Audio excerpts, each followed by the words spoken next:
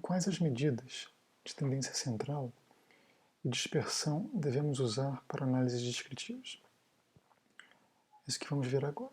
Então, quando eu tenho dados que são nominais, por exemplo, sexo, feminino e masculino, raça ou etnia dos participantes, são todos dados nominais, dados categóricos, sem ordenação. Nesses casos, a forma preferencial de descrição envolve o número absoluto e proporções. Então, aqui nós temos uma tabela em que nós temos a representação. Nessa amostra de 62 pessoas, havia 21 mulheres, que eram cerca de 34% da amostra. Vejo, inclusive, que eu não coloquei o número quebrado 34, 33, alguma coisa, porque esse grau de precisão de indivíduo está mais que razoável para o objetivo daqui, que era só uma análise descritiva simples para um tamanho de amostra pequeno, como nós temos aqui. A mesma coisa se deu para a etnia. Agora, quando eu tenho dados ordinais, aí isso depende da escala que eu estou usando. Eu sempre posso descrever como números absolutos e proporções, porque isso está sempre certo. Então, para cada categoria, então, por exemplo, aqui nós temos como exemplo o índice de comorbidade de Shalson, que é certamente o índice de comorbidade mais usado no mundo, e classifica a pessoa em relação ao número de comorbidades que elas têm dentro de um conjunto de comorbidades selecionadas. Então, ele dá uma pontuação para hipertensão, que é 1 ponto, para diabetes, que eu acho que é 2, para infarto miocárdio, para câncer e outros. E a pessoa vai ser classificada em uma de 4 categorias. Então, nessa amostra desse estudo aqui, havia 3 participantes com um índice de Shalson de 0, correspondendo a 5%, e na categoria 3, estímulos de comorbidade 3, havia 18 participantes, correspondendo a cerca de 29% das pessoas. Uma outra alternativa, além de número absoluto e proporção, é o seguinte: se essa minha escala tiver menos de 5 categorias, como é o caso aqui do índice de Shalson, ou os seus dados são assimétricos, quando eu faço um gráfico disso, muitas vezes também é aceitável descrever isso como mediana e intervalo interquartil. Se, por outro lado, tem 5 ou mais categorias nessa minha escala, e quando eu crio o gráfico dessa minha população, esses dados são simétricos, então eu tenho que ter 5 ou mais categorias, e os dados são simétricos, é aceitável também que isso seja descrito como média e desvio padrão. Agora, para dados intervalares ou tipo razão, a pergunta que se precisa fazer é: quando eu faço um gráfico desses dados, esses dados têm uma distribuição simétrica ou assimétrica? Quando a distribuição é assimétrica, eu vou usar a mediana e o intervalo interquartil para fazer a descrição dos dados da análise descritiva. Quando os dados são simétricos, eu uso a média e o desvio padrão. E o motivo disso é porque, quando existe simetria, mediana e média vão ter valores semelhantes. E quando existe uma assimetria, a mediana é uma medida mais robusta, porque ela se desvia menos em função da presença de um outlier. Então, vamos ver um exemplo aqui. Então, aqui nós temos 2 box plots representando o peso ao nascer de crianças de mães que não fumaram, em azul, e mães que fumavam, em vermelho. E não apenas eu consigo reconhecer que, aparentemente, o peso das crianças das mães fumantes é um pouco menor do que o das mães não fumantes, eu também consigo ver que essas figuras são razoavelmente simétricas. Vocês veem que tanto a mediana está bem no meio da caixa, entre os intervalos interquartis, quanto as cercas internas estão razoavelmente à mesma distância do primeiro e do terceiro quartil.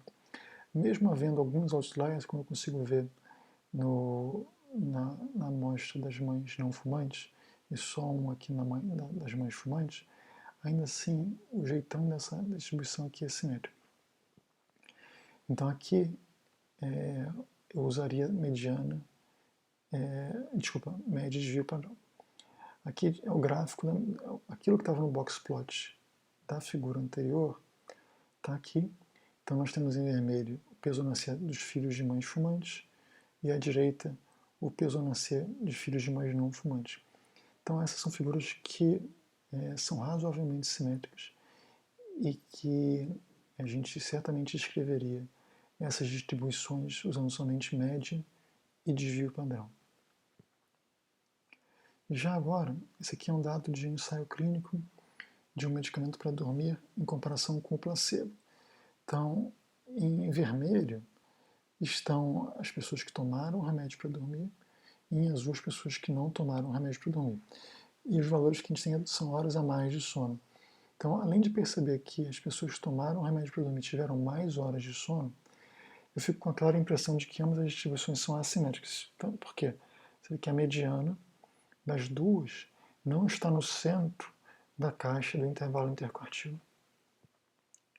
E, da mesma forma, as cercas internas não estão à mesma distância, pelo menos do lado dos pacientes da cor vermelha, elas não estão aparentemente à mesma distância dos intervalos.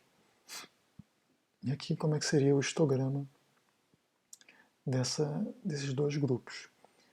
Claramente assimétrico. Então, nesses casos, nós usaríamos a mediana e o intervalo interquartil para a descrição dessa variável, que, no caso, é uma variável tipo razão, porque o zero de tempo é um dado fixo. Para finalizar, é importante apresentar vocês para o Sample Guidelines. O sample não tem E mesmo, ele é encontrado nesse link que está aqui abaixo.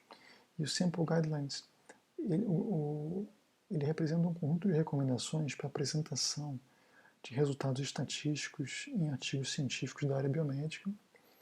E eles possuem como primeira seção recomendações em relação à descrição de variáveis e as análises descritivas. Então, eles orientam isso que a gente escreveu aqui, para relatar números, né, com grau de precisão adequado, ou seja, não colocar um monte de casas decimais quando isso não é necessário, como naquele exemplo que eu coloquei, de descrever o número de pessoas dos dois sexos, não é necessário colocar 2 casas decimais ali de jeito nenhum, para uma amostra pequena, como essa. Fala para reportar o tamanho dos grupos envolvidos.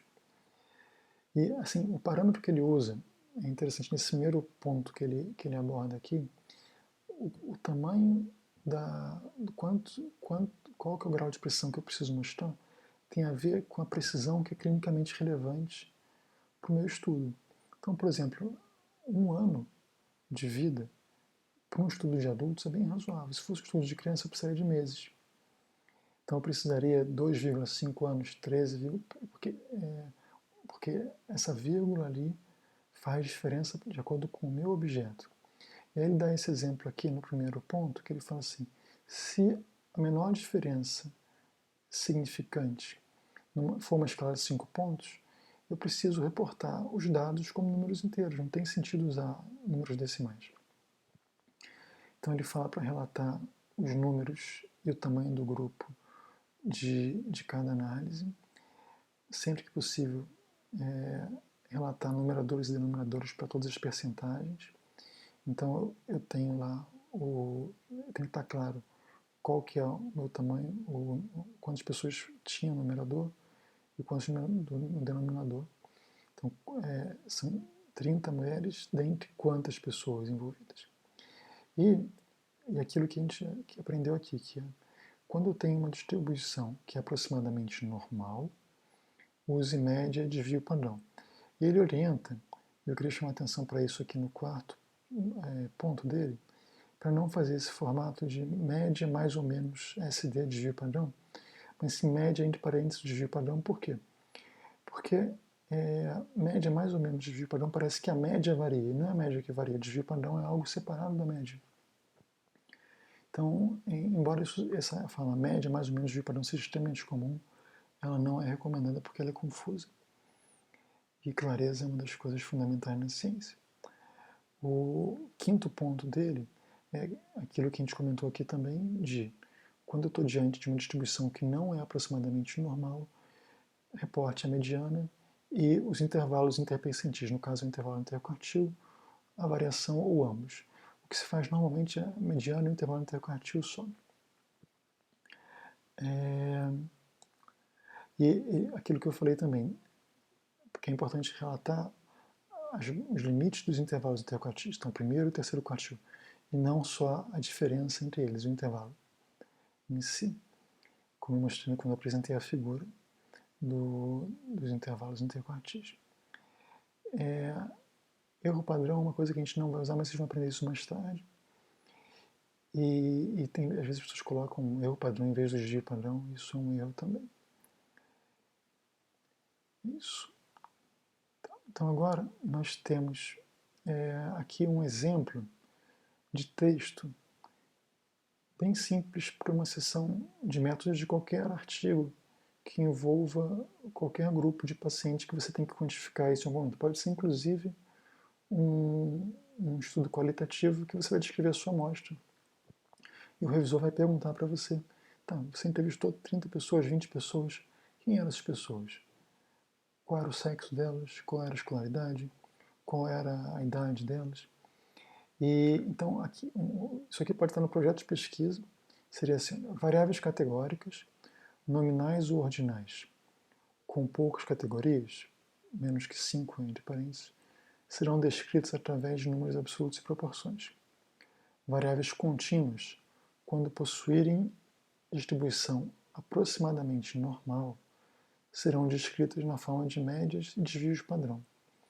Variáveis contínuas, quando possuírem distribuições assimétricas, serão descritas sob a forma de mediana e intervalos interquartis. E, finalmente, é importante explicar para o leitor como foi feita essa avaliação em relação à distribuição aproximadamente normal ou simétrica. Então, existem várias formas de fazer isso. A forma que eu entendo que seja mais adequada e com menos risco enviesada é essa, de que a avaliação da distribuição estatística dos dados se dará por meio da inspeção visual de seus histogramas e gráficos de quantística. A gente vai ver gráficos de quantística mais tarde, na próxima aula. E aqui seria um exemplo de um texto para descrever os resultados de um artigo. Então, olha só, por exemplo, a média, então naquele caso do exemplo das mães fumantes e não fumantes em relação ao peso dos filhos.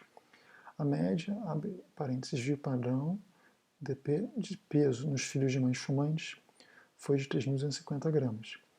Aí, entre parênteses, 200 gramas, indicando que é o desvio padrão. Já nos filhos de mães não fumantes, foi de 3.500 gramas, com 250 gramas de desvio padrão.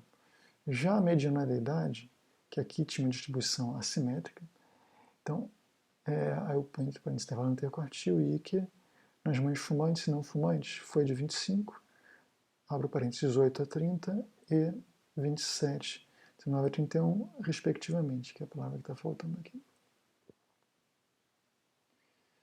Então é isso, como sempre, à disposição futuramente para tirar dúvidas de vocês.